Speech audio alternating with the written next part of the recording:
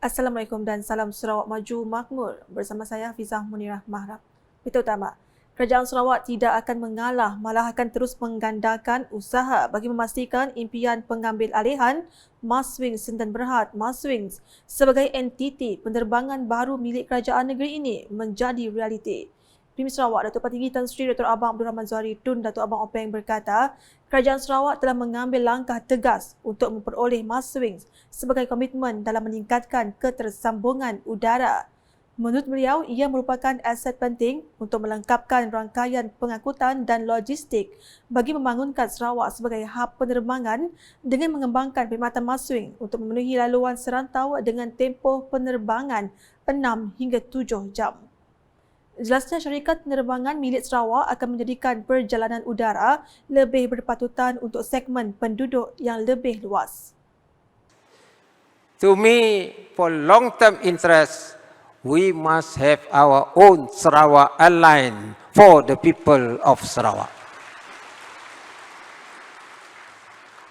I won't go back. I won't retract. I will put forward this airline business. Beliau berkata demikian pada Majlis Amanat Perdana yang amat berhormat Premier Sarawak di Pusat Konvensyen Borneo Kuching BCCK pada Jumaat.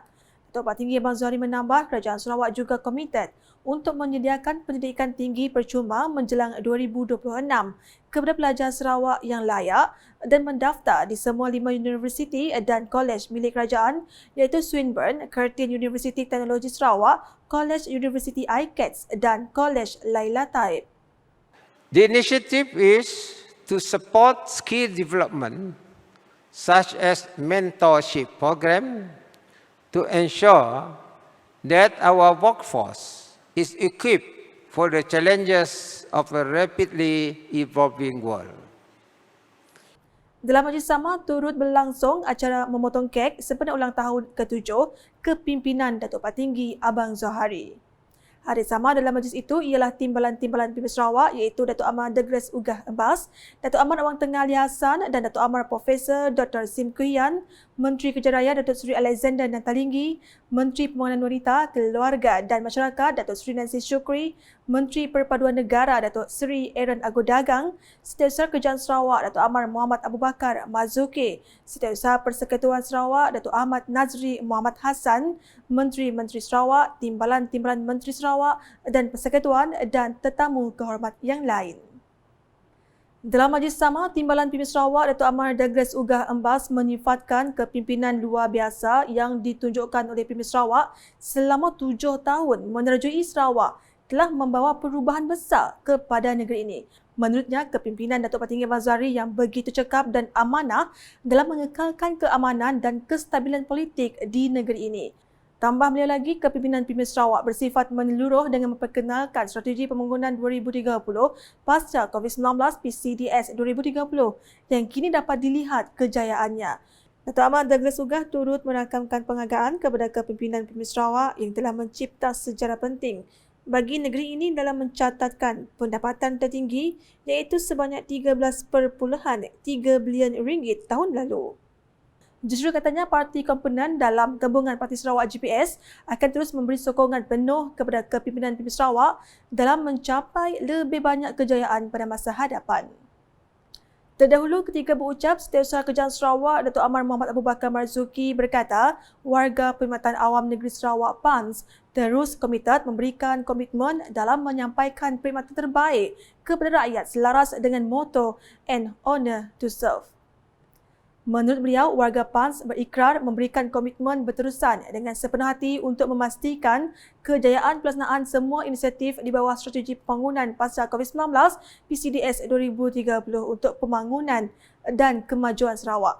Malah jelasnya, tahun 2024 menandakan permulaan era baru bagi Sarawak terus mengorak langkah ke hadapan.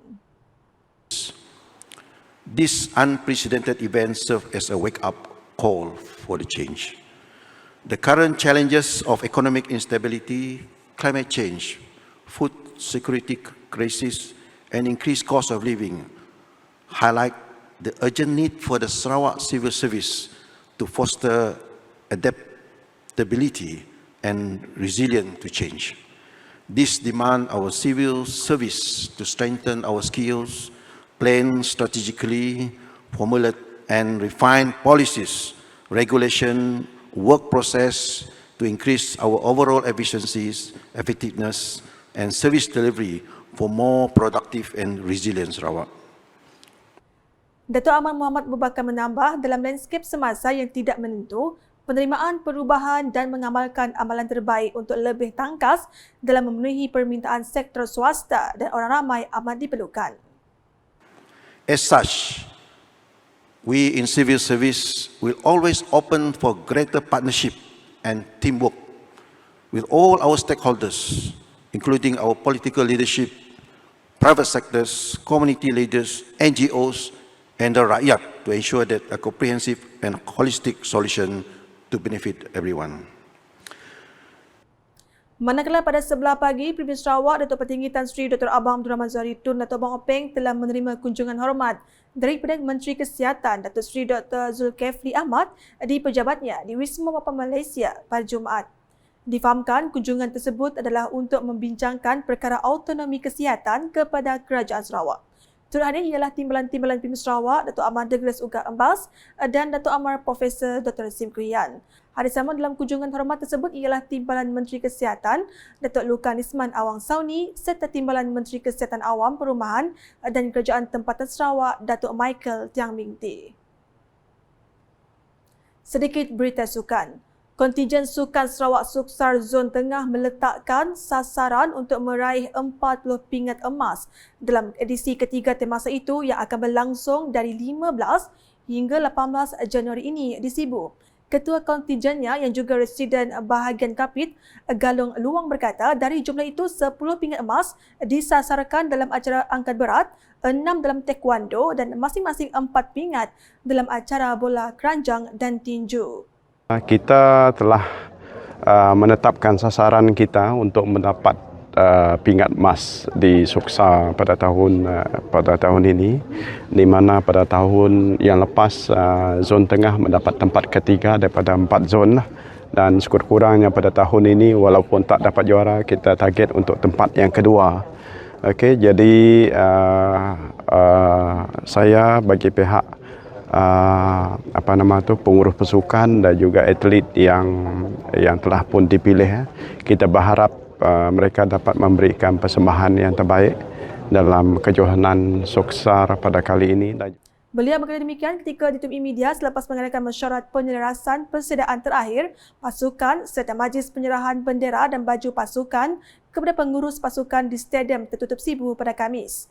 Katanya selain acara sukan yang disasarkan itu, kontijen Zon Tengah turut meletakkan misi untuk memenangi 3 pingat emas masing-masing dalam acara berbasikal, judo dan silat dan pada masa sama memburu 2 pingat emas bagi acara bola tampar, karate dan wushu serta 1 pingat emas untuk acara hoki dewan. Zon Tengah yang terdiri daripada Sibu, Kapit dan Mukah dianggotai seramai 364 orang atlet serta pegawai yang akan bertanding dalam 13 acara sukan. Sekian edisi malam bersama saya Fiza Munirah. Berita berlanjut boleh didapati di semua platform media sosial UKAS termasuk portal ukas.sarawak.gov.my dan UKAS channel di YouTube.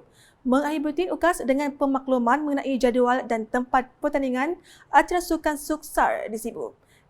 #saluran informasi rakyat Salam UKAS.